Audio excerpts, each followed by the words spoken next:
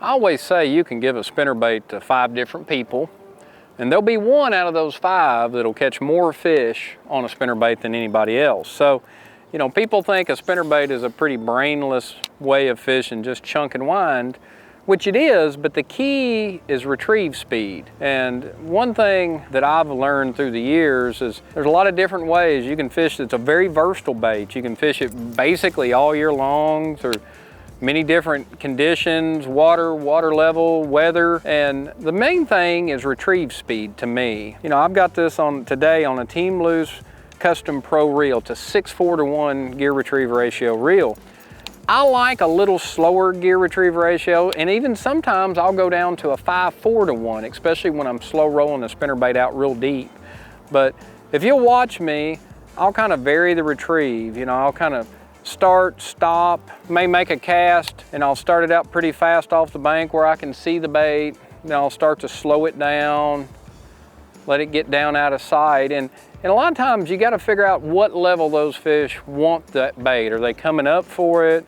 Or are they wanting, not really, if their strike zone's pretty limited, then you got to keep that bait down near them. So the key to being a good spinnerbait fisherman is retrieve speed and trying a lot of different retrieves until you come upon that one that works that particular day. And that can change a lot of times hourly. You know, in a lot of clear water, sometimes you want to keep the bait up near the surface, like you want to keep it up where you can see the bait the whole time. And then there's some days you want to keep it to where you can just barely see the flash of the blades.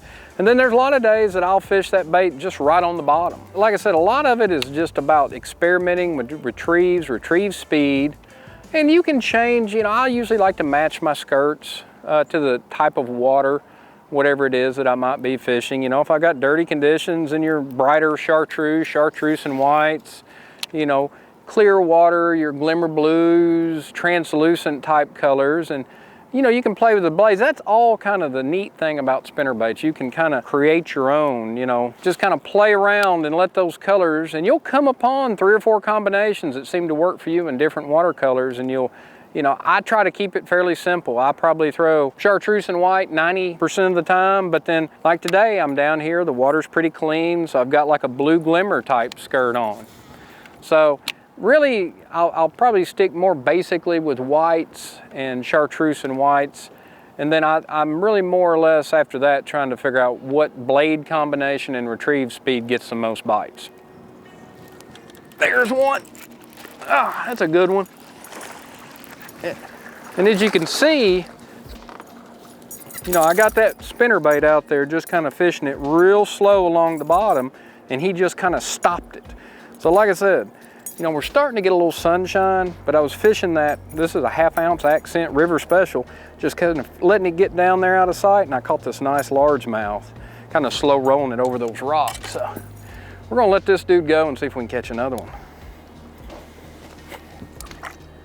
Here's another tip. You know, I just caught that bass, and one thing about a spinnerbait, a lot of times when you catch a fish, a lot of times when you're fighting it, it can twist and turn the bait. So you want to make sure that you get that wire back straight in line. Now I hold it straight at me. Now if I'm looking at this, you can see the wire is off to the left side. So what I want to do is I want to take and bend it back.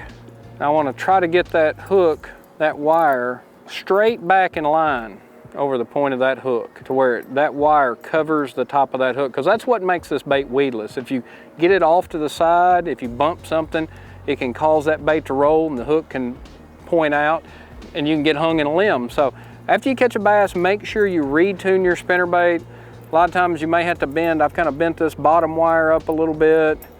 I'll kind of tweak it a little bit, and then I'll look at it, and I want to make sure that top wire is in line with that hook.